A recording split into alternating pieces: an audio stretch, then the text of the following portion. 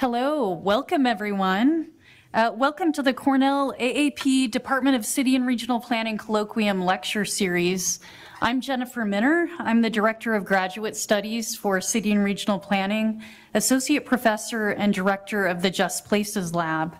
I'm going to be introducing our guest speaker, Jade Doskow, and her talk and exhibition on Freshkills. First, I'd like to begin with our land acknowledgement, an important statement that gives us an opportunity to reflect on where we are. Cornell University is located on the traditional homelands of the Gayakono, the Cayuga Nation. The Gayakono are members of the Haudenosaunee Confederacy, an alliance of 6 sovereign nations with historic and contemporary presence on this land. The Confederacy precedes the establishment of Cornell University, New York State, and the United States of America. We acknowledge the painful history of Gayakono dispossession and honor the ongoing connection of Gayakono people, past and present, to these land and waters. This land acknowledgement has been reviewed and approved by the traditional Gayakono leadership. So I'd like to thank our sponsors for supporting Jade Doskow's visit and the exhibition. This includes the generous support of the Cornell Council for the Arts, Clarence S. Stein Institute for Urban and Landscape Studies, and the Department of City and Regional Planning. Thank you to the team who installed the exhibition, including Bedell Tascarino, Lambert Fernando, Melody Chen, Wyeth Augustine Marcial, and Jade herself. Thank you to Jade for sharing her artwork with us, and Heather Campanelli, who has created original compositions and soundscapes for this exhibition. So the talk and exhibition is a part of the Cornell Council of the Arts 2022 biennial. It asks, how might art activate empowering futurities under the troubling weight of climate change, global pandemic, racial trauma, political insecurity, social injustice, challenged women's and sexual rights, effaced Indigenous histories. Curated by Timothy Murray, biennial projects ponder future blends of human, animal, and material, just as they might reflect on fluid, temporal movements between past, present, and future. And if you visited the amazing photographs in the Hartel Gallery now, I think you'll see these fluctuations in motion.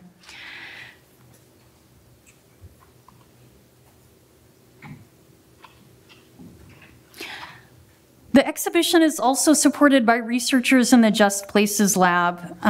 The lab is focused on research and creative action, on community memory, public imagination, and the socially just care of places.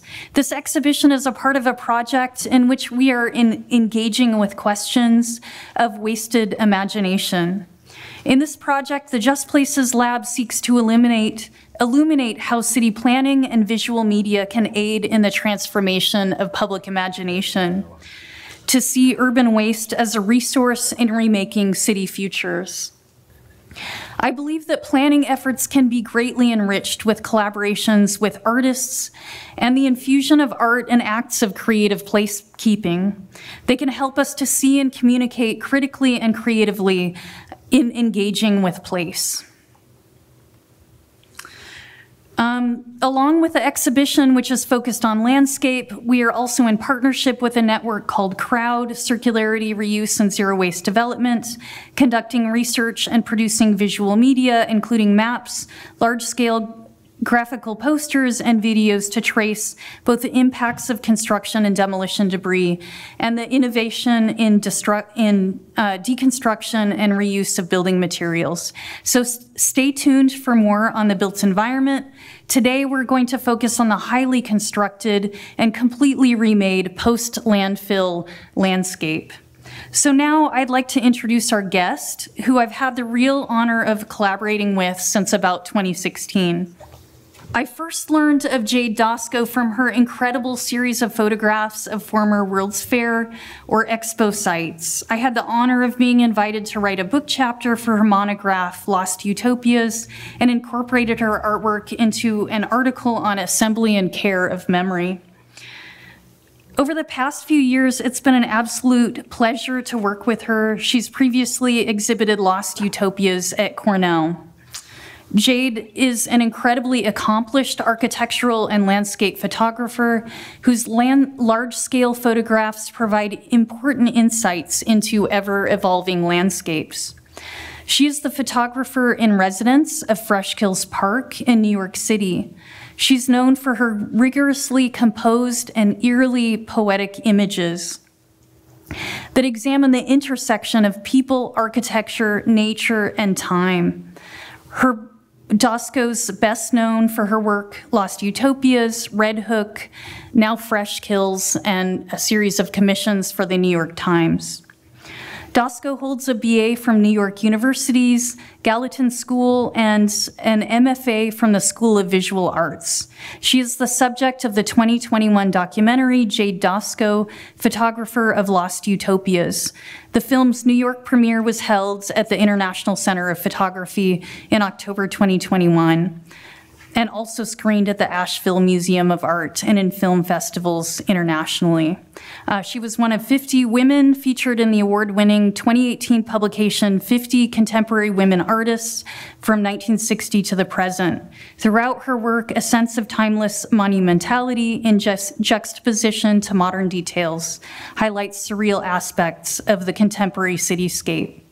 Her work has been featured in the New York Times, Virginia Quarterly Review, Aperture, Photograph, Architecture, Wired, Musée Mag, Smithsonian, Slate, Newsweek Japan, among others. And she's on the faculty of the International Center of Photography and the City University of New York. So with that incredibly long introduction, please welcome Jade Doskow.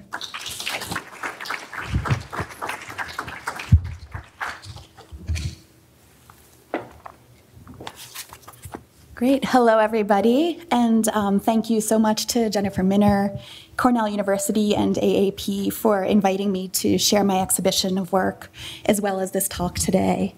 As Jennifer mentioned, we've worked together for some time looking at specifically the fringes of urban cityscapes and landscapes that are perpetually evolving and transforming.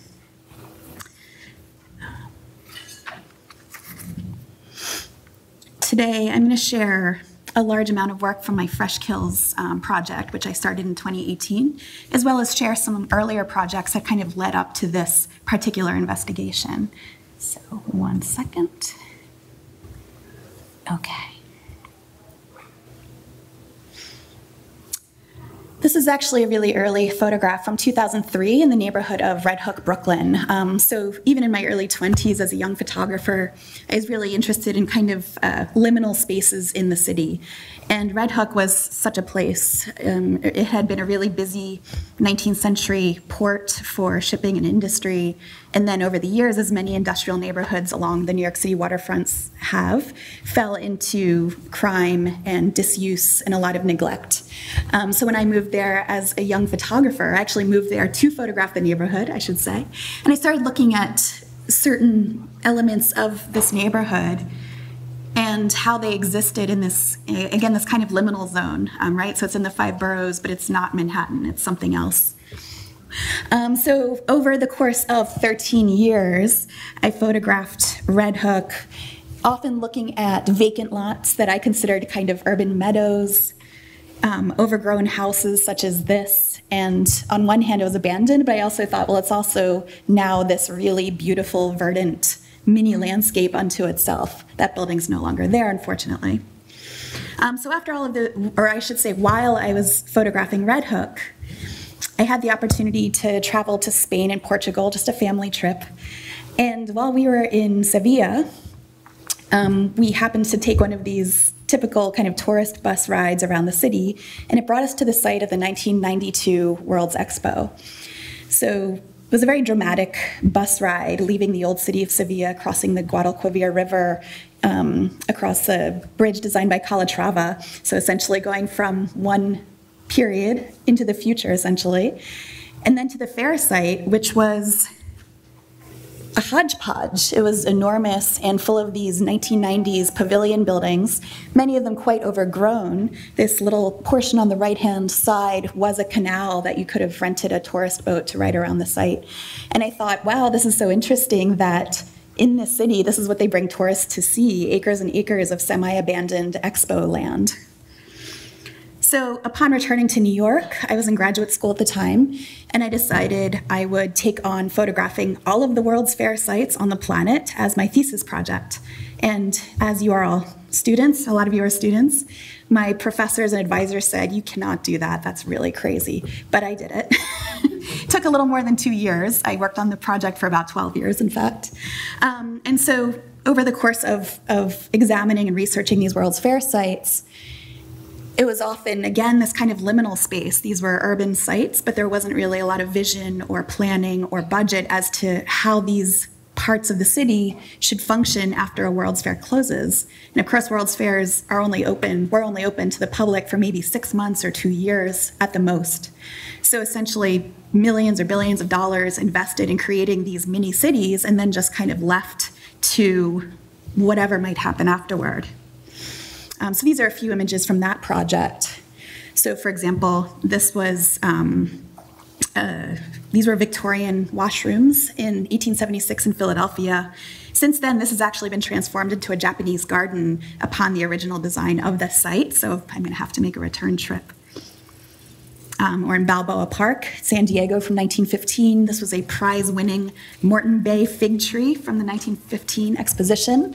And now it's encircled by this kind of funny little fence for people to admire the tree. And of course, World's Fair has also created a lot of huge international monuments, such as Buckminster Fuller's geodesic dome in Montreal. So this is from the 1967 site. And something I kind of loved about this project was it also highlighted the imperfection of the photographic medium. A lot of folks, you know, photography can also be perceived as clinical or objective or factual, and it's in fact none of those things, right? I would get to these sites when I could get to them, and the sites are going to be in a certain state of reuse or non-reuse depending when I arrive. So I just happened to arrive when some architectural students had won a competition to construct a sustainable home in the shadow of Buckminster Fuller's dome. So if you go there now, this little house is not there any longer. So, you know, it's kind of a fortunate thing to arrive there and see this small house kind of in the shadow of what ultimately inspired the construction of it. Also on the Montreal site, we have Moshe Safdie's Habitat 67, of course, constructed when he was all of 23 years old. Something to aspire to, everybody. And then the 1960s were kind of the heyday of recent World's Fairs. So here we have the Science Center Arches at Night in Seattle from 1962, designed by Minoru Tamasaki. And of course, you know, they have this wonderful mystical feeling, especially at night. And as a New Yorker, also for me, this photograph serves as an homage to One World Trade and the World Trade Center tragedy, because on the lower right, we see the original prototype for the Trade Center towers. One of the sites I've returned to frequently is the Flushing Meadows 1964 site. So here we have the New York State Pavilion, originally designed by Philip Johnson, and of course, certainly an unusual design for Johnson, very round in form, of course, carousel-like. And for years, it languished on the edge of Queens and Flushing Meadows because, again, it was this large-scale, unusual construction. And again, not in the middle of Manhattan, but on the edge of Queens. And until recently, there just wasn't the interest or funds to bring it back to its original glory.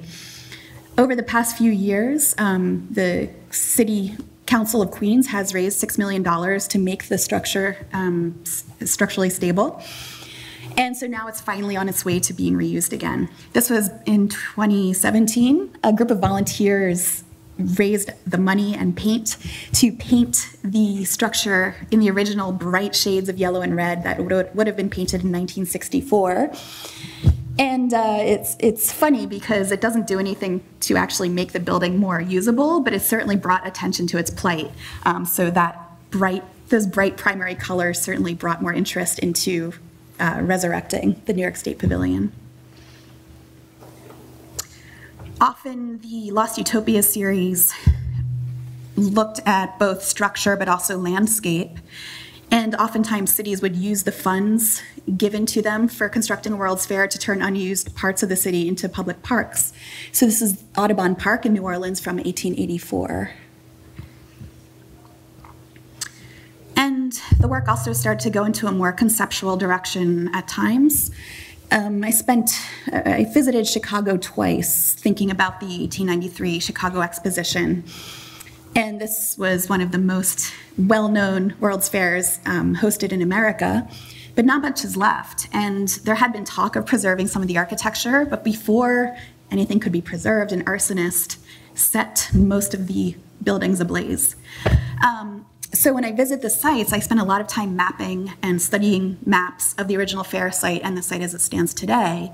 And I approximated where in physical space the largest exposition halls would have stood and made this picture. And so I think it does speak to this kind of sense of absence and presence simultaneously. So thinking about all of this, I was thinking about landscape peripherally, but not in a major way. It was never my first and foremost interest as a photographer. I was very interested in structure and the cityscape. But then Freshkills came my way. So first I just want to talk about the idea of what a landscape or wilderness is. So the word landscape is actually from the Dutch word landschap, and it refers to a contained view of wilderness as organized specifically in a painting. So the idea of framing wilderness within the boundaries of a painting for us to enjoy and consume. Or wilderness tamed and subjugated. And the word wilderness often is a pretty racially biased word. It means nature that is not taken by white Europeans specifically. So these are the origins of these words. Looking back into photographic history, in the 19th century, Carleton Watkins was the most well-known of 19th century wilderness photographers. And in the 19th century, if you could make a name for yourself as a photographer, you were big news because there were not very many photographers. It was very different than today when we all are a photographer, right? So Carleton Watkins started out in New York and heard there was more to be seen and experienced on the West Coast. So he traveled over to San Francisco and over time learned skills as a photographer and ultimately became the photographer of the Western landscape. So you could kind of say that he is the reason for both the parks that were created on the West Coast and also for the gentrification that occurred on the West Coast. So he was a powerful photographer. And with his images, this is the latter half of the 19th century, he would make it a point. Now, first of all, there were no trails or parks or anything like that. So he is carrying about 1,000 pounds of photographic equipment and chemistry through the wild, through trees and bushes and all kinds of things to make these pictures. But he's also very much making it a point to not show any kind of human presence at all. So this is an important thing to consider. This is untouched nature. And around a similar period, and everybody knew each other back in the 19th century who was looking at the landscape, of course, we have the American painter Thomas Cole looking mostly at the Hudson Valley region, but also globally. And there starts to be this, this new tradition of landscape painting in the Hudson River School of Painting, where we have both the majesty of nature on the left-hand side of this painting, but then tamed and subjugated nature on the right-hand side. So we see this is what it looks like, and this is what it could be. This could be yours, right, in a way. And another example of one of Thomas Cole's paintings, so we see a tree that looks like it has been clear-cut for somebody to make use of this land here. We see a small house, and then, of course, again, the majesty of nature off in the distance. So always this very specific relationship of the godliness of nature, and how we can become part of the picture. In our current age, there is the understanding that there are now destroyed landscapes and destroyed wilderness, but there can be beauty and hope in these strange, mutated environments as well. So first I'll talk for just a moment about what Freshkills is and how I became part of it. First, how many of you are familiar with what Freshkills is? Oh, good, because I never know. So for those of you who are not familiar, for 53 years, Freshkills Landfill was the largest household waste dump on the planet, ultimately taking in 150 million tons of New York City garbage. Essentially, all of the garbage from the 5 boroughs went to this 2,200-acre site on Staten Island. It was originally constructed under the leadership of Robert Moses, who told locals, don't worry, this will just be temporary. And the temporary turned from 3 years to 53 years. In the late 1990s, there was talk of finally closing this blight upon Staten Island. And, you know, in New York City, 2,200 acres is a lot of land in a land-poor city such as New York. Finally, the last barge of garbage was collected in 1996, and the site was closed to any additional household waste. The only time it was reopened was 2001, when the World Trade Center tragedy occurred. They brought all of the rubble and remains over to Freshkills to sort through everything, and FBI set up tents and things like that, and all of that follow-up work was done on the site. In 2005, there was a design competition, and there had been talk about turning the site into an enormous wilderness park of some sort, and Field Operations of Highline and Domino Park fame won this design competition. And their idea was essentially to create grasslands upon the mounds of garbage, planting native plant species that would have existed prior to colonialization of Staten Island, essentially. So that's a quick intro to what the site is. And first, I'm just going to talk about a few artists that have worked with the site specifically. So Gordon Maddock Clark, who of course probably a lot of you are familiar with, traveled out to Freshkills in the 70s and had his truck demolished on the mounds of garbage. And I should add, the Department of Sanitation has had a robust arts programming since the 70s, starting with Mirla Eukelis and other pioneers. So it's kind of unusual, but New York City has this rich legacy of artists engaging directly with sanitation. Another artist who engaged with these concepts was Agnes Dennis, a land artist of the 1970s. So she planted wheat fields down on Battery Park City, which was constructed on landfill as well, to talk about circular ideas of commerce, famine, food scarcity, and other related issues. And a few photographers who I see my work as falling into line with are Robert Adams. Robert Adams has been photographing specifically the Southwest and Western United States since the 70s. And he grew up in Colorado when they were just starting to build a lot of suburban development. And so he kind of watched his personal world of vast southwestern wilderness become more and more encroached upon by suburban sprawl. And his pictures are really fascinating because they're really understated. They're always in black and white. And they feel very quiet, but they're actually often quite menacing.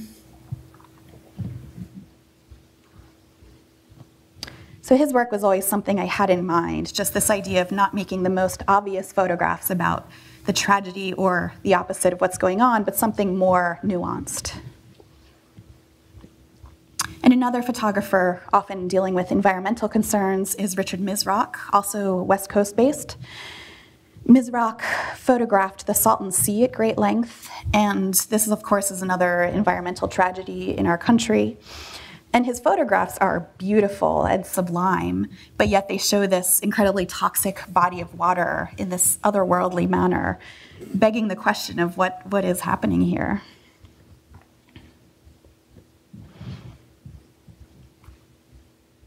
So now I'm going to share some of the work I've been creating out at Freshkills.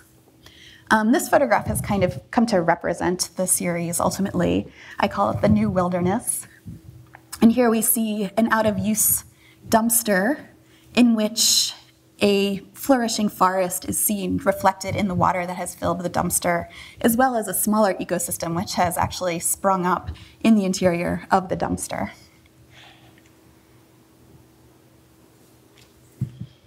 And this you might have seen around the building.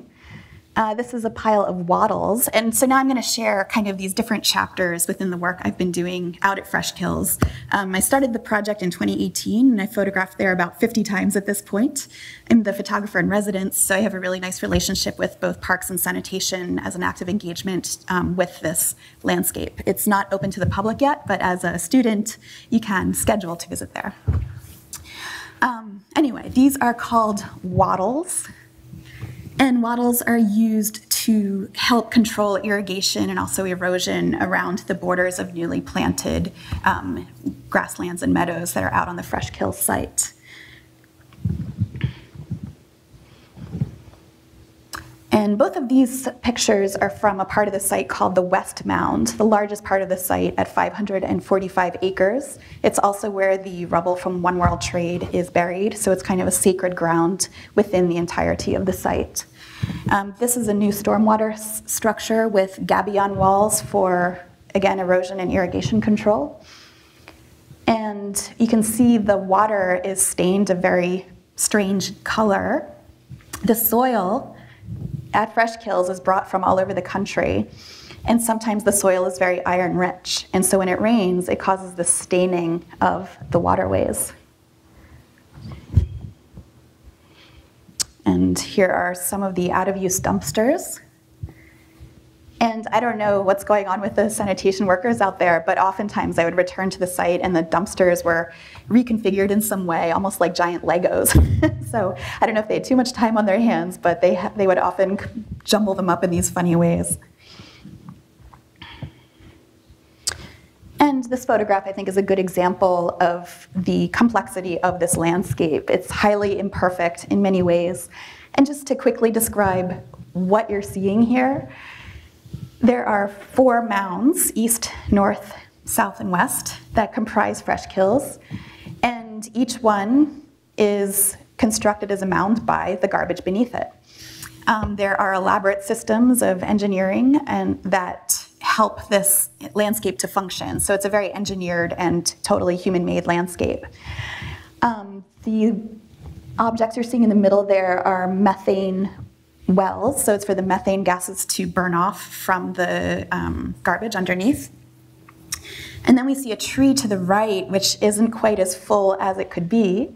So in the original master plan, designed by field operations, there were no trees in the plan. If there are too many trees, the mounds will collapse.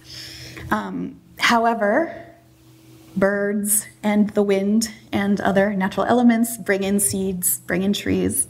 And so there are this number of what I call volunteered trees that have survived, but they can only implement their root systems a certain depth, because underneath the soil is a plastic barrier, and then underneath that is the garbage. So basically they can't establish root systems as deeply as in a normal, more natural environment.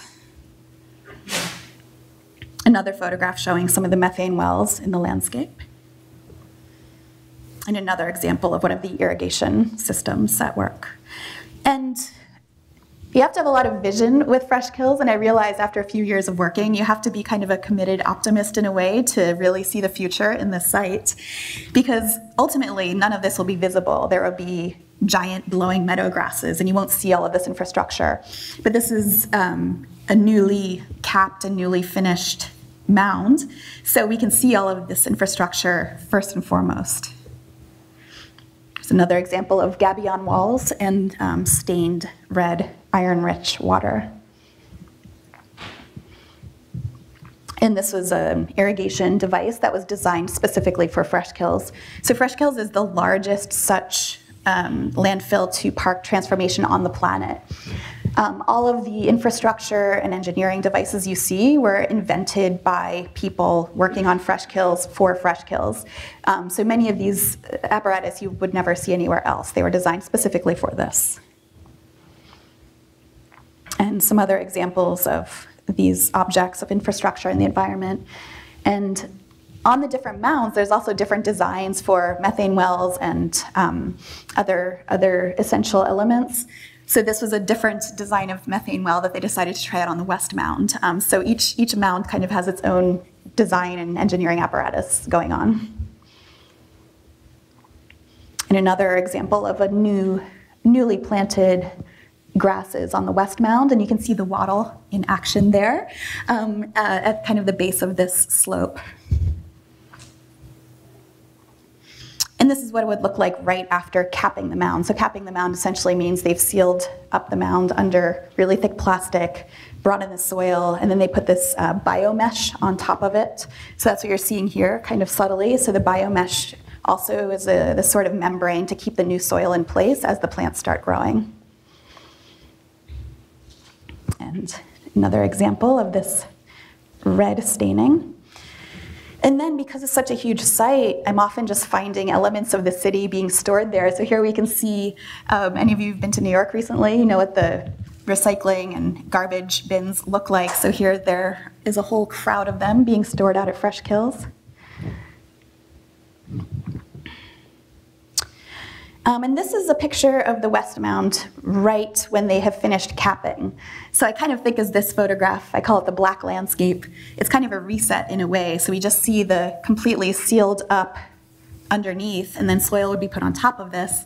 And we see some barrier protection materials stored in the background there. And just to give you an idea of where things are, this is, again, the middle of Staten Island. There are busy highways that wend through the site. So as you're out there on the site, there's these sounds of nature, but also sounds of the traffic constantly rumbling by. I call this one after Sarah, referencing, of course, Sarah's great metal sculptures. These are actually giant metal walls that would have separated garbage as it's brought into the site many years ago. And I've become rather, not intimate, that's a funny word, but familiar with many aspects of the site because I'm out there so much working. So for example, there's this huge pile of salt that's just kind of been left untended for a very long time. And at times it kind of felt like this glacier coming into the site. And then more recently, they covered it in black plastic. The black plastic came off, so it became this kind of unrobed abstraction. And also kind of felt like another planet, perhaps. There's also a lot of beauty to be found out at Freshkills. It has elements of the sublime, despite the fact that it is New York City's largest garbage dump, and despite the fact that it's a human-created wilderness. This picture kind of gives you an idea of where the city is in relation to the site. So here we see this beautiful meadow in late August, and then the city skyline, if you can see it, is off in the distance there.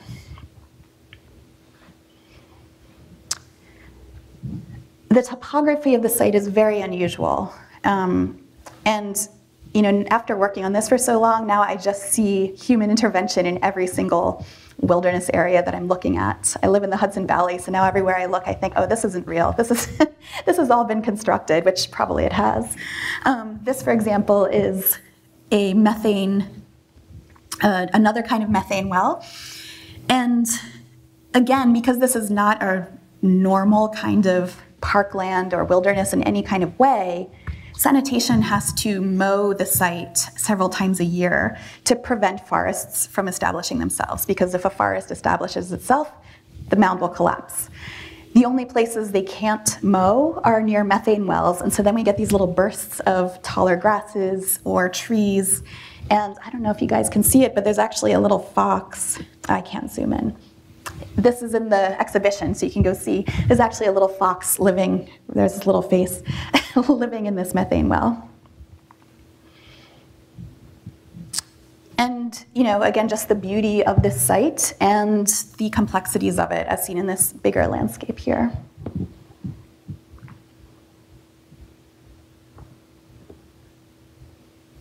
And light upon the landscape is one of the core essential ways to think about landscape in photography. If there's not beautiful light cascading across what's in front of you, you can't make a good picture. So oftentimes I would just study the colors, the nuance of the landscape. And this was last year during a hailstorm. It was really quite extraordinary. And it's very open when you're there. When you're there, it does not feel like the middle of New York City in any way. So now I'll move on to some behind the scenes of what makes everything work. This is the rooftop of the leachate treatment plant. So leachate is the liquid that drips down out of rotting garbage into the waterways. So the water is then piped from the perimeters of Freshkills and brought to the leachate treatment plant, where it undergoes a very lengthy process of organic and inorganic treatments before it is then re-released into the waterways around the site. This is one of the labs in the treatment plant. And a temperature recorder. These are, wait, they have a great name, sludge blowers. And another lab. And another lab. And it's really quite fun photographing in these places because the engineers and the scientists that are there, they're very proud of the transformation that they have enabled. And so they're really thrilled for me to come in and photograph the work that they have been taking on. These are binders and binders of plans and such for the leachate plant. Now, Freshkills is not taking in garbage, but humans are still making garbage, right? And the place on the map where Freshkills is situated is directly south of the New Jersey Industrial Corridor and New York City. So even if Freshkills is not taking in garbage, there's all kinds of stuff falling into the waterways and washing into the Freshkills beaches. It's surrounded by the Arthur Kill, Main Creek. I can't recall the others, but there's several waterways that wend around the site.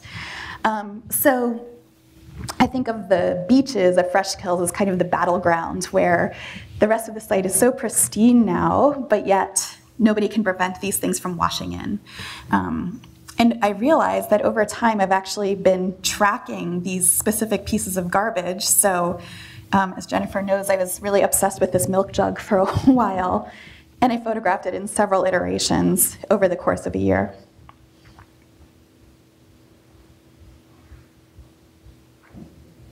And this is, I think it's not Dove, well, some kind of detergent. So this was, I think, in February, and then this was 5 months later. It was still on the beach. And then some of the other detritus that has washed in. And there are groups of volunteers that often are cleaning up the beaches, so it is in much better shape now. But again, all of these things just keep washing in, and there's no preventing that, unfortunately.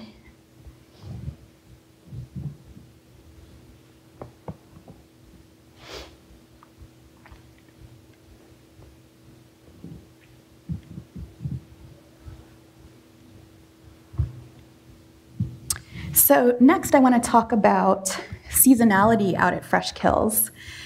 This is in prime summer when much of the site is just huge and kind of glorious, especially in the, again, I love thinking about liminal spaces. These are kind of the liminal spaces within Freshkills. There's the main central parts of the mounds, but then there's these fenced off regions between the waterways and the sanitation roadways that nobody can really get to maintain. And so then it's kind of a free-for-all. So in this picture, we're seeing about 20 different species of plants. The Freshkills biologists could speak better to the plant, what the plants are, but you can see there's a robust amount of wilderness that has returned to the site. And here are some of the meadows in glorious light just a couple of weeks ago, actually. So this is all early fall.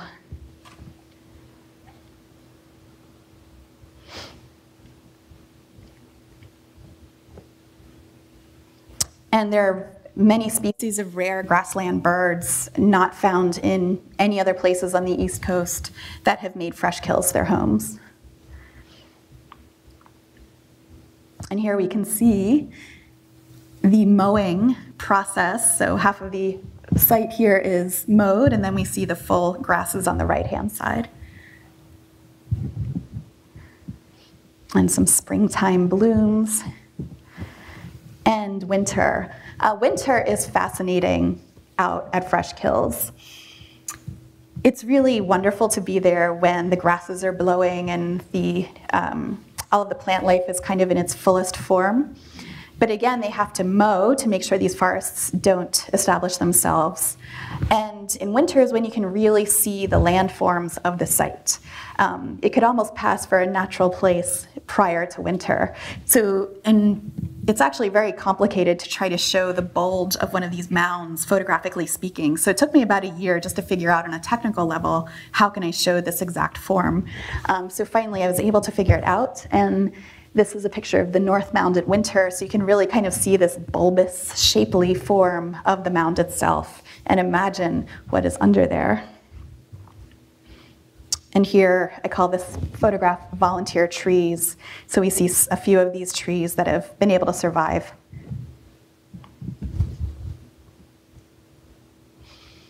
The trees have become another fascination of mine, again, for the reasons I described earlier, that they really have to be quite hardy to survive the conditions that are not so natural. So these are a few of the trees that I've been returning to repeatedly. This one I call the fan tree. And then a few more at the top of the North Mound. And some beautiful flowering blooms in springtime. And then here is another tree that is being choked to death by vines. And again, because this isn't open to the public yet, it's still very much a site in transition. The Parks Department staffing is only maybe 5 people. And then there's a very limited core number of sanitation workers who are out there as well. Technically, the entire site is still controlled by New York City Department of Sanitation. So the forested areas aren't maintained or treated in any way. They're just, again, this kind of free-for-all. Out on the East Mound, there is this kind of rhythmic topography of these methane wells. So this kind of shows a fuller view of what these smaller methane mounds look like. And up close.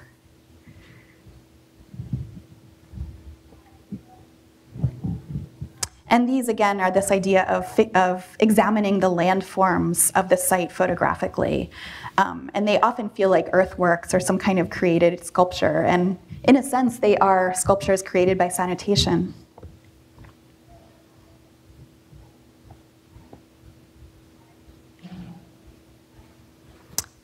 And until recently, there were lots of materials being stored on the top of West Mound for distributing around the entire site. And this also had this really otherworldly feeling. It felt like cliffs in a desert somewhere.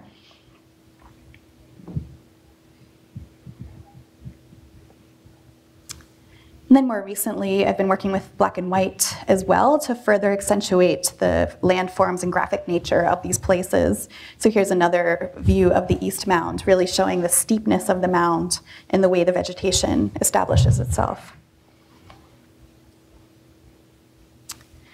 This is a picture of a wattle that is dissolving into the landscape. So the wattles are used again to kind of delineate newly planted areas.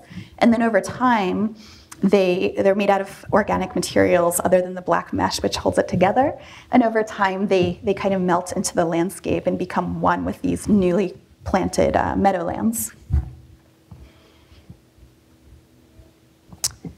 And this kind of magnificent crate also melting into the landscape in a way. And then I've just been getting closer, more intimate with the textures that comprise Freshkills, which are often a mixture of the mowed grasses and feathers and natural materials from birds and mammals. Here are some bones from a mammal. So I'm going to finish with some pictures showing the process behind the scenes. When I first started this work, I was really fixated on getting all of my data and content correct. So every time I would shoot, I would meet with the Freshkills staff and say, okay, tell me what I'm looking at, tell me what I'm looking at. So I have lots of printouts with notes all over them saying, what is this? Where am I? This is a picture of the camera out on site. And I'm shooting film and digital. I'm shooting large format film. So I'm going through a lot of Kodak film. Not so great for the environment, but once the boxes are used, I have another artist friend who uses the boxes for her own projects. So fortunately, everything gets to be used. That's me out photographing wattles. Another. And so when I work on a large format view camera, the image is actually inverted. In a regular camera, you have a mirror in there that flips the image the right side way. So I'm always composing under a dark cloth, looking at the world upside down. That's one of the negatives.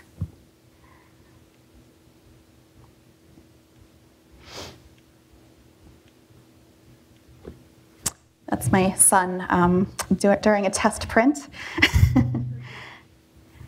The family always gets involved in it somehow. So these are some of the test prints from the show that's currently on view with my production partner, Carl. And in 2020, the New York Times featured a really beautiful 3-page spread about the work I've been doing. And believe it or not, it took us 2 years to get this article to print. It was supposed to go to print in March 2020. And we know what happened then. The world transformed. So it was actually didn't end up happening till that August, but I was very thrilled. And Freshkills was really thrilled to have this kind of positive attention on all the work that's been going out there. And they did another nice little side article just about my work.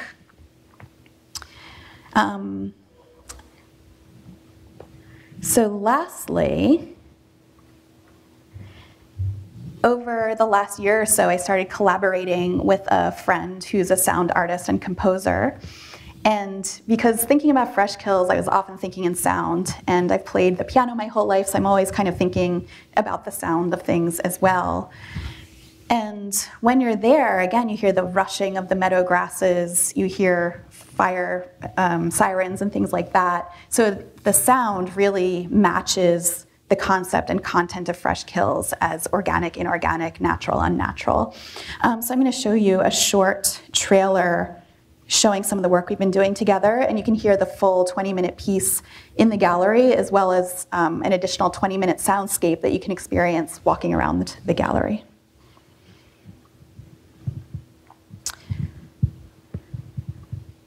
So the sound is by Heather Campanelli.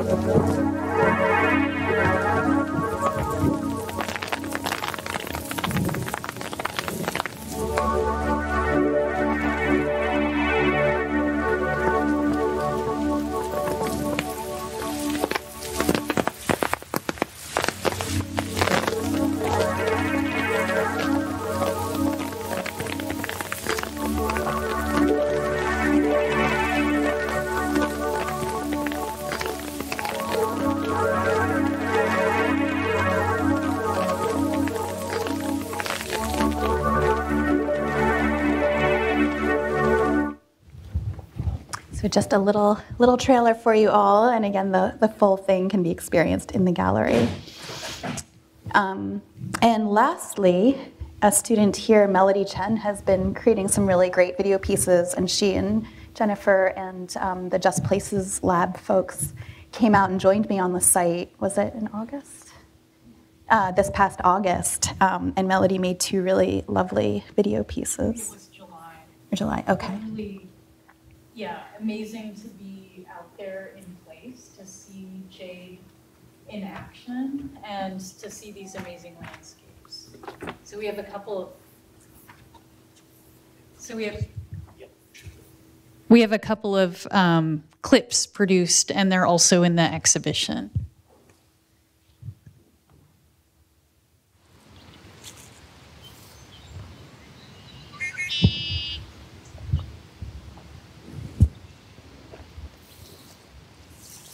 Ooh, it's lovely out, actually. Oh.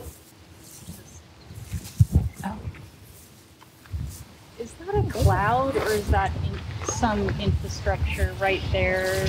Oh, that's a methane pipe.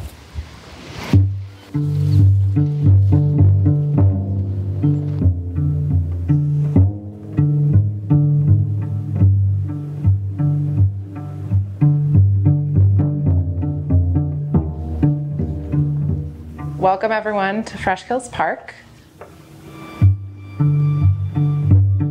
Freshkills is the largest landfill-to-park transformation project in the entire world because it was the largest landfill in the world. Anyone who lived in New York City between 1948 and 2001 who threw something away helped build Freshkills.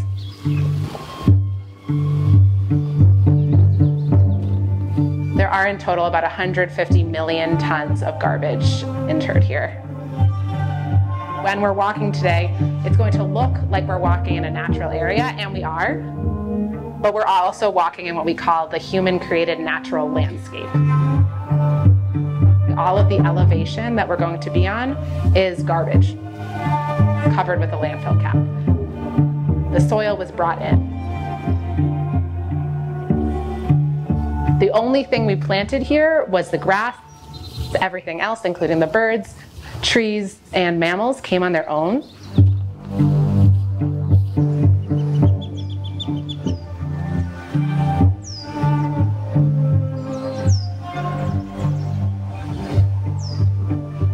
When you think of public sites, you think about public good. You don't necessarily think about public blight.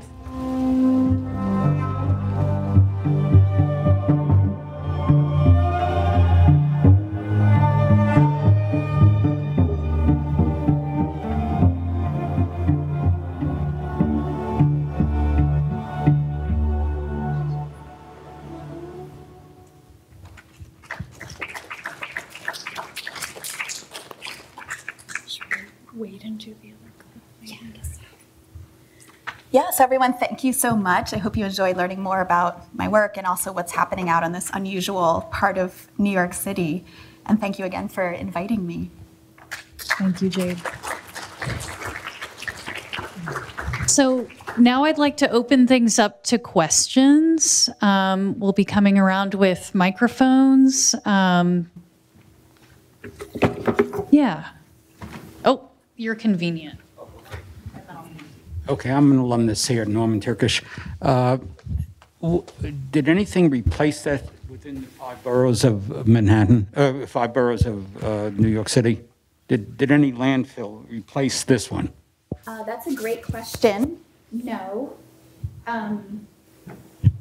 Unfortunately, because again, New York City has a limited amount of land and nobody wants their garbage in their borough. All of the garbage is now brought to Pennsylvania, northern South Carolina, Virginia. Hopefully it won't reverb. Yes, is that better? Okay, I will repeat. Yes, so because nobody in New York City wants their own garbage in their backyard, of course, all of New York City's garbage is now going out of state, often to Virginia, Pennsylvania, North or South Carolina. So unfortunately, the waste trail continues, not in New York City.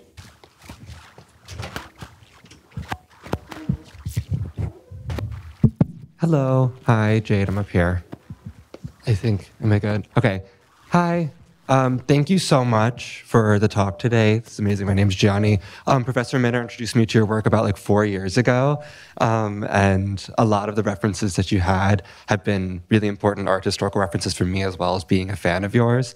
So thank you so much. I have 2 questions. I can ask them both. They're short, and we can see how much time.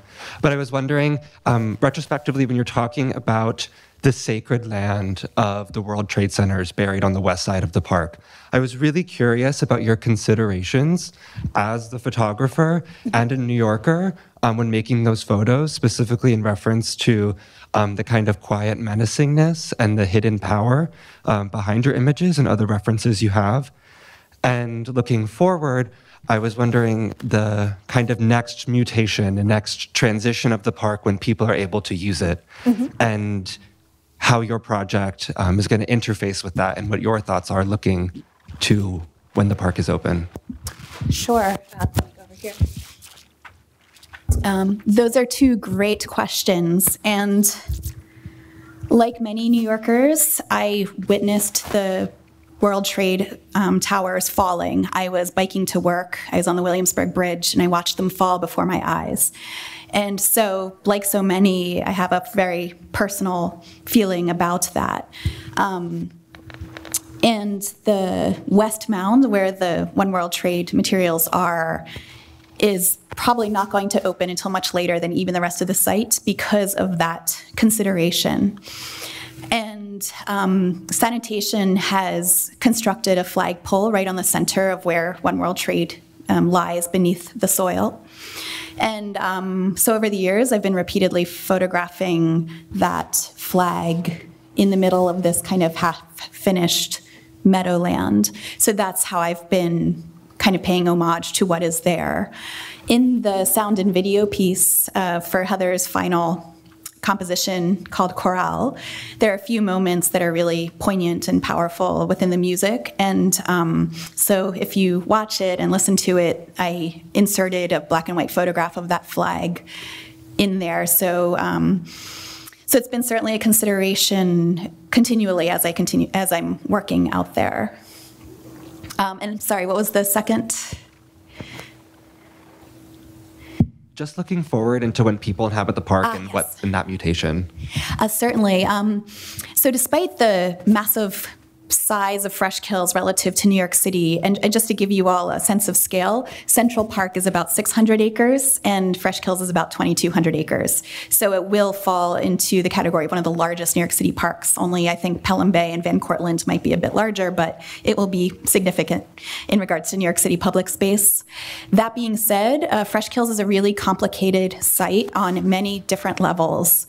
It can't be open to the public until it matches certain criteria, of course, of safety and consideration, and funding is quite steep for 2,200 acres of parkland. North Park Phase 1 is going to be the first public portion of the site to open. It should open in a year or 2. So keep your eye out. It is 22 acres or 23 acres out of the 2,200. So certainly that will be really interesting once the public is invited to actively experience Freshkills from this small portion that's open. I personally have mixed feelings about it because it's such a large amount of land. Birds and mammals are kind of comfortable there because there are not a massive amount of humans interfering.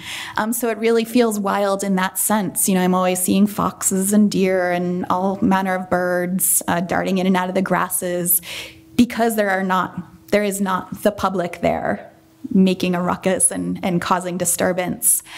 So, you know, so personally I have mixed feelings because right now it's a very special place. I think similar to the High Line, if you look up Joel Sternfeld's photographs of the High Line before it was transformed, it was this magical meadowland on the west side of Manhattan. And now it's this overly touristed, overly built up part of the city. Locals don't go there, you know? So, I don't think that would happen to Freshkills because it is Staten Island. Staten Island is an outlier of the 5 boroughs. It's hard to get to. So I don't think it will be High Line-ified.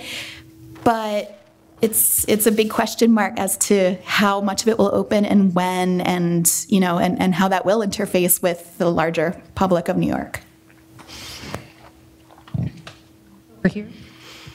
Hi, Jess. Thanks for sharing. I guess my question is a broader one. So on the one hand, the geographers may argue that we have entered an age of Anthropocene, and humanities have like transforming the landscape of nature in an ever massive way. But on the other, like all those disasters the cities are facing, cities have become ever more vulnerable to nature, to stuff like that. And also your photographs kind of show how nature readapt to humanities, come back, or even like revenge, and reminds us that we are just small creatures living on a world of wilderness. So I guess my question is, I'd like to hear some of your more sharing of the relationship between nature and humanity.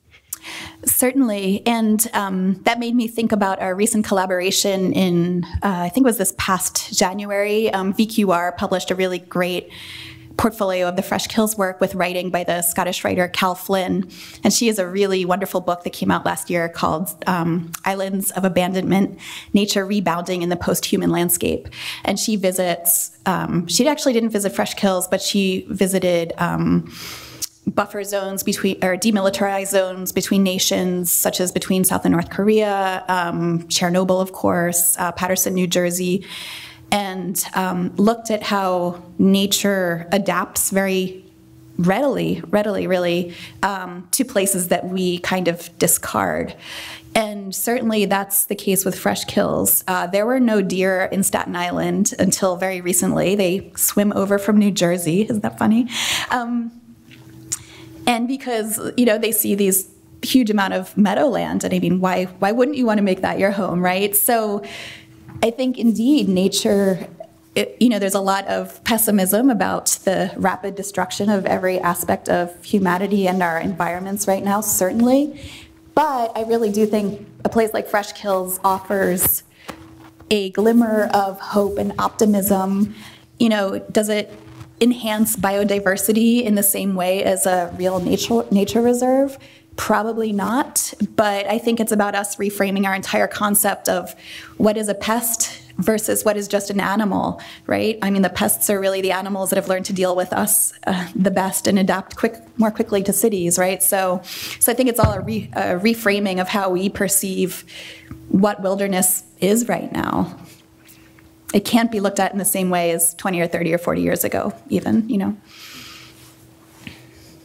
I have a follow-up question actually to what Gianni asked and how you responded on the interaction of humans and once the park opens. So 2 questions. One is there an intention from the authorities or the government that's managing Freshkills to maintain the wilderness, or is there an objective to get people there?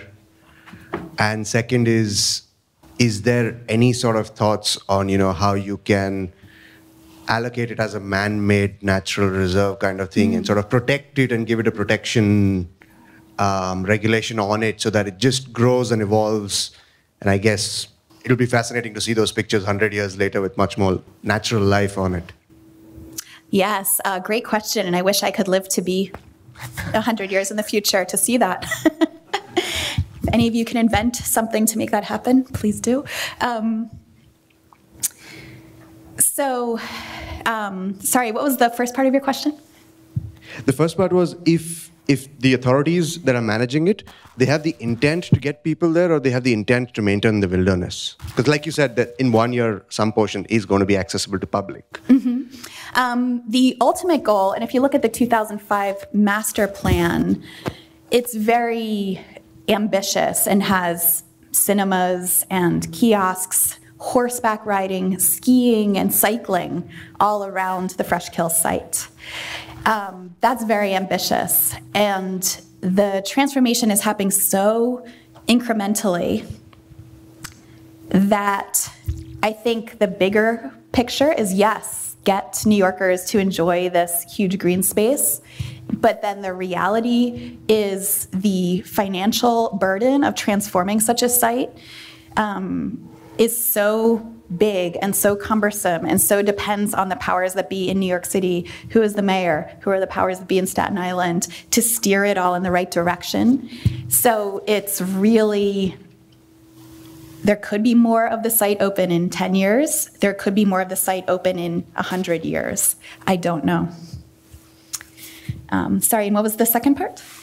Just that if there's any intent to sort of call it or protect it by giving it that title of a reserve, or something that Africa does it really well. They have these natural reserves, but then a very few amount of people are actually sort of allowed in for tourism and eco-lodges and all of that, but it still maintains the wilderness. Yeah, I love that description of a protected human-made landscape. I think that's wonderful. So maybe we all need to invent that new classification to protect a new kind of place, right? Which it really is. I also like to just imagine a few thousand years in the future, if there are some future humans, they might find these and think they are sacred mounds, They might find a hot dog from the 70s and think this was a sacred object, So.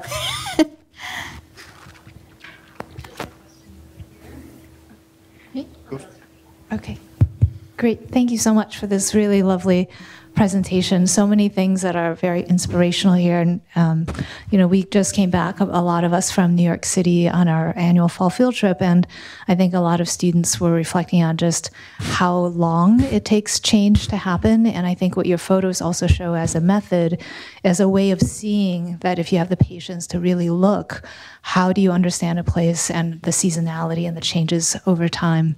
I think if we had our students go out and observe and understand cities in a way that's not about spatial mapping, where everything is flat and instantaneous, but to see continually change over time, they would understand it in a really different way. So thank you for sharing that with us. I have two questions, like many people are. I'm happy to repeat them, but I'll just say them all first.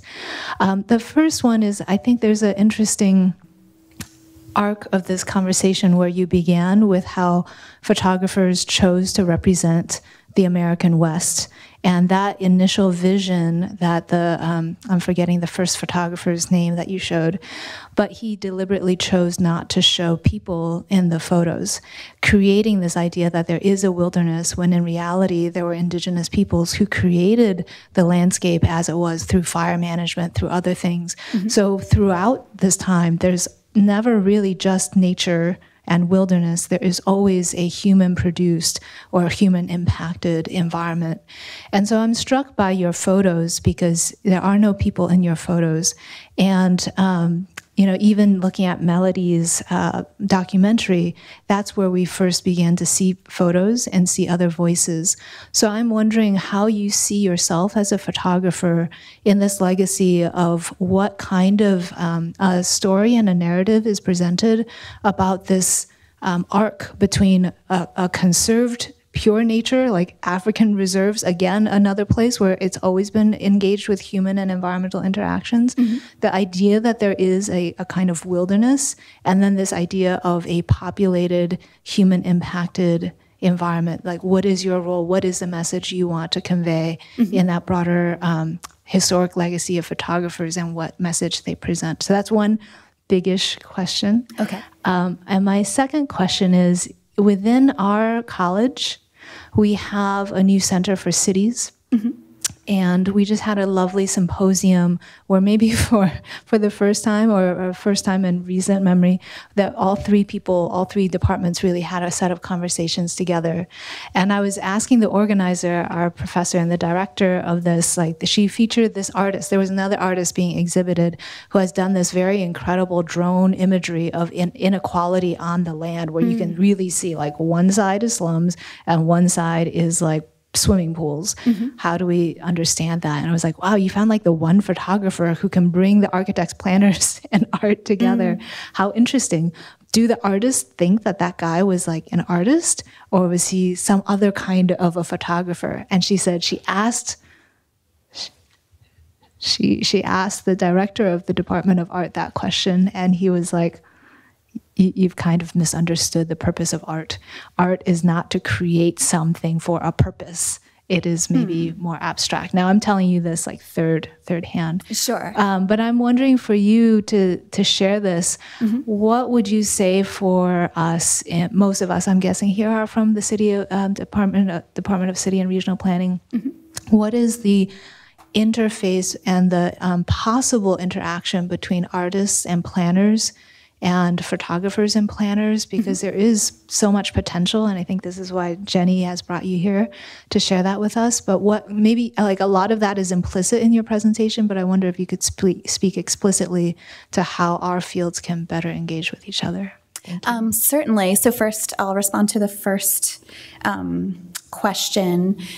So Carlton Watkins, for example, he was such a pioneer. There were not many predecessors at all who had photographed the landscape period because photography had not been around for a very long time. But at the same time, he was certainly often beholden to the people who would fund his endeavors and things like that. So there's, you know, all of fine arts have a long history of patronage and things like that. So I think that always comes into play. And for my own work, I'm the photographer in residence, but I'm self-funding my own project because I don't like to be beholden in any way. And, you know, I think some of the other artists I was presenting, Robert Adams, for example, his work started in more of a questioning way, how a suburban sprawl starting to impact upon the landscapes and environments in the Southwest. But then it turned bleaker, his work, I should say, turned bleaker and bleaker, and he's now still photographing in his 80s, and he has been tracking old growth forests for 40, 50 years, and now is photographing the huge tree stumps that have been clear cut and washed down on the beaches where he lives in Oregon. So, you know, so I see my work very much falling into line after Adams, although his ends on a very bleak note. You know, based on his very personal and very close relation to the natural environment of Oregon and the Southwest. For myself, again, I think our current relationship to the natural world is transforming in a robust way. And, you know, I have a son, and so I often think, wow, well, so now most animals you can only see in the zoo, right? And not in the wilderness or something like that. So, I mean, it's a very different world than before because of how we've modified the landscape and the environment. So I guess ultimately I see this body of work as showing that we're in this crucial kind of crux point in time where all of our feelings, attitudes, and actions have to shift a bit in how we perceive the natural world, because it can't ever return to what it was. It has to move forward in some kind of fashion. And certainly Freshkills is really imperfect. It has to be maintained constantly because of what these mounds are comprised of. There's no idea of how it will actually age into the future, really. But I think it really helps represent our specific relationship right now to the natural world. And then the second question about how artists can interface better with planning. I mean, I think conversations like this are great, certainly. And there's another artist in residence right now, Sto Len, who's working with Department of Sanitation specifically. So he's leading a lot of workshops, bringing people to contaminated bodies of water around New York City and cleaning up and together and things like that. So I think working with artists firsthand, such as Jennifer's students came with me to bear witness in the real world how these sites are impacting cities, I think is really a great way to work together to start, right? Just to kind of perceive these places of change from a different view than somebody from parks or somebody from sanitation who is a very specific, you know, it's their work in a different way. So I think just engaging directly with artists who are working out these kinds of ideas is a great way to move forward. Artists and the art world, it's very diverse. I mean, I think your comment sort of hinted toward maybe some people placing boundaries around artistic practice. I also want to point out, though, that art and planning are not so separate, and some of us, Gianni, Melody, many others of you, have artistic or creative practices, and I would say in planning, mapping is actually a form of media and artistic practice, and also in collaborating with full-time artists, there's lots of different ways that planning can really engage, from creative placemaking projects together to developing curriculum together. There's all sorts of different ways that that planning and art can work together. They're not really such separate worlds. They don't have to be. Next question. Hello, thank you so much for your presentation. Coming from a sustainability background, I really appreciated the insight on this project and how we approach waste management. So based on your photographs, I'm curious to see the progress of secondary succession. So do you think this Freshkills sets kind of a precedent to how we approach waste management and planning for landfills? I think there's a lot of discussion, especially in New York City, about these questions. I don't know that there is a direct answer yet, again, especially as now New York City's garbage is being taken out of the city, so is now using transportation and a lot of money and resources that way. New York, unfortunately, is not, it's so vast and so filthy at this point. Love my city, but it is. That, I don't think there's any clear direction right now from Freshkills in regards to how to deal with the city's garbage. There's a lot of small efforts underway, of course, to get people composting and things like that, but ultimately there's not a unfortunately, great solution.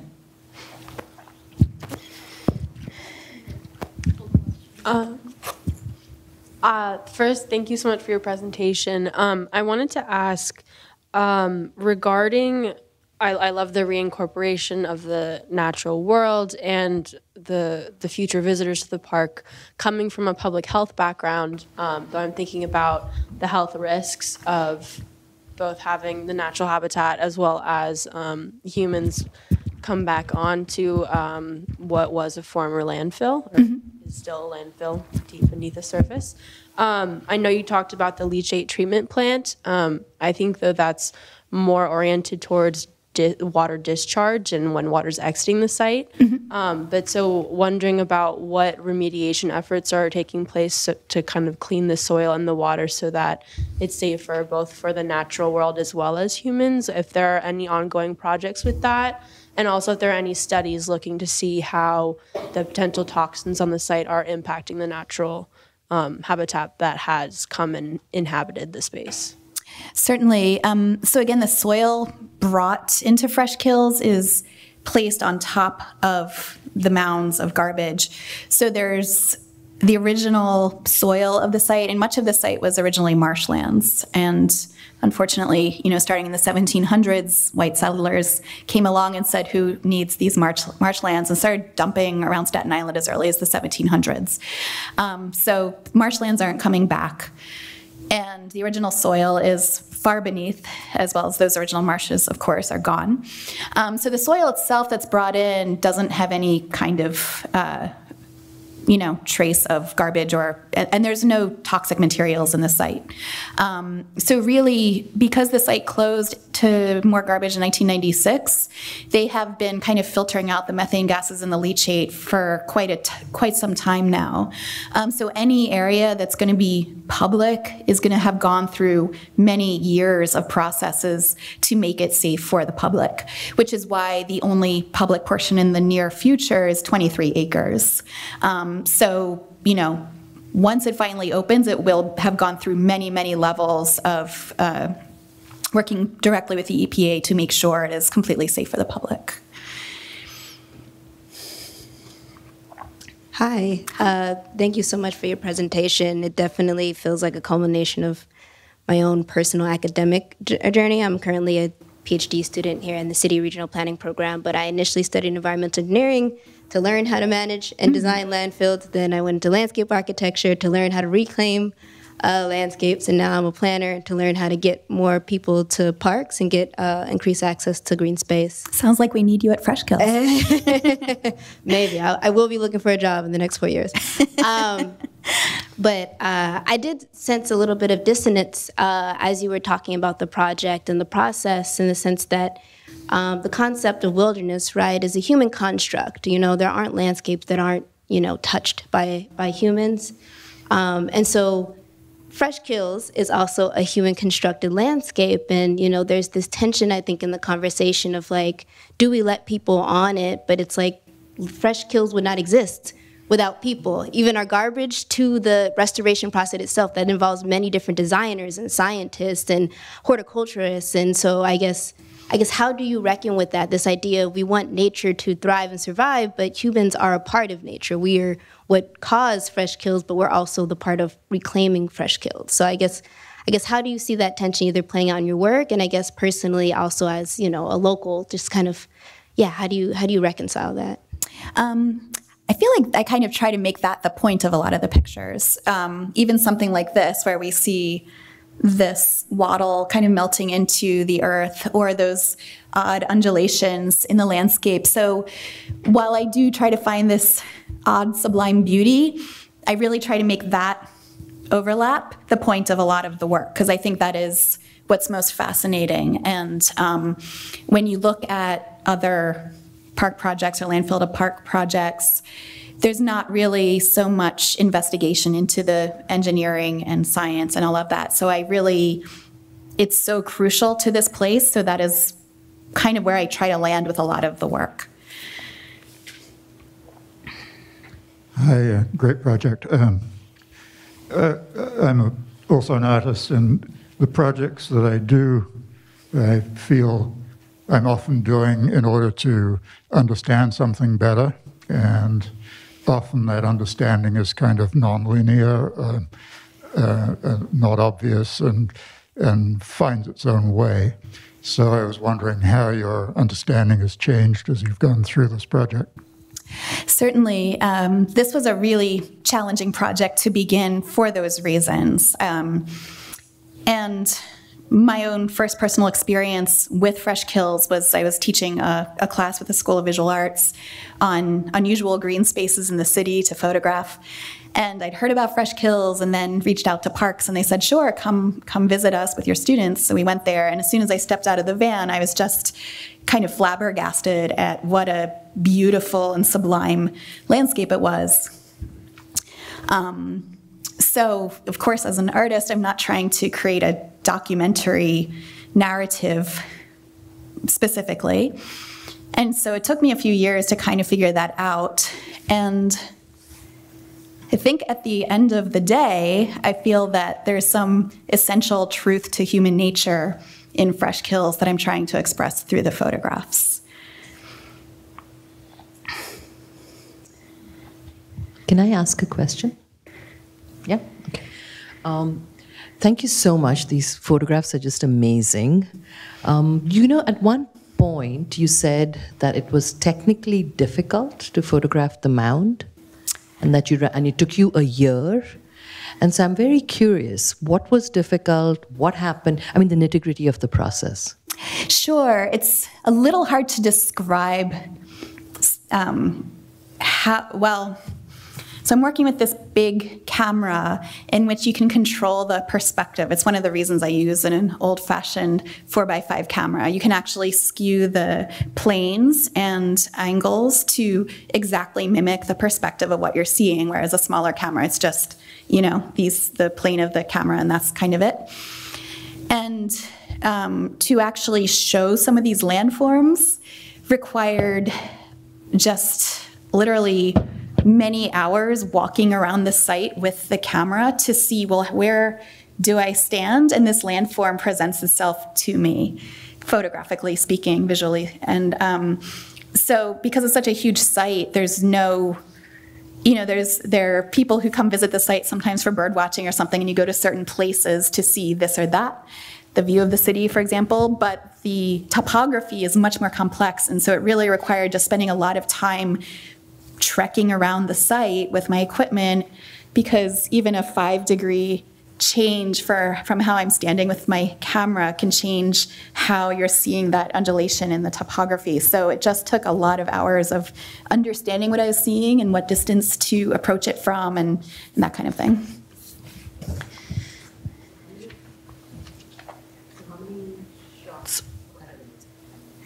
Oh. Is it working? Oh, there you are, yes. So how many photographs would you have taken before you found the one? So with the big camera, Very at the few. most, I'm making 20 pictures in a day. Yeah. So I might spend 6-7 hours and I'm making 20 pictures. So it was really more of a time thing. It was really more developing my own personal relation to many aspects of the site over time to really understand how it all comes together, interacts together. So it was really time, my own time being there to understand what is what and how to approach it.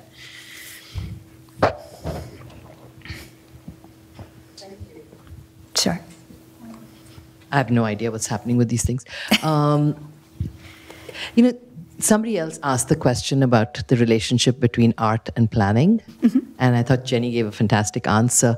But I'm listening to you and I'm thinking, especially when you talk about method and process, there's so much there, right? It's not a direct, and I love the way you said, I'm not documenting.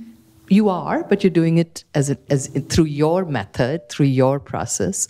But it's not documentation like how we talk about it. But the question of method and the question, and your description of this year of listening and walking and then finding that right, sort of generating the knowledge about place in order to be able to see it. Yeah. It's how we talk about place in planning. Right? That you need to generate knowledge about. So many of the places we work in don't have demographic data or, corporations interested in them and churning out stuff based on social media or whatever else. And so this question of generating knowledge of place, which is what I'm hearing and seeing in your presentation, and it's so very beautiful. Thank you. Thank you. Yes, and I found, as Jennifer knows, most of my projects are very long-term. So Red Hook, I spent 13 years photographing. Lost Utopia is 12 years. This is now at 4 years. And I think there is this essential need to absorb fully the place to express it correctly. So I think, yes, and in art and planning, this would parallel. It's almost like a marriage. It's bringing place attachment to place commitment in a really fascinating way. Thank you, Nima, for pointing that out. That's great. So I think we've run out of time. I want to invite you all to, there is an opening reception. And please come to the much more intimate setting, and you can hear firsthand in front of the photographs and ask questions there as well. So that's at 5 o'clock in the Hartel Gallery. Apologies for conflicts with Association. If you happen to be going to Association, please feel free to stop back over to our reception as well. Thank you. And thank you, Jade. Thank you all.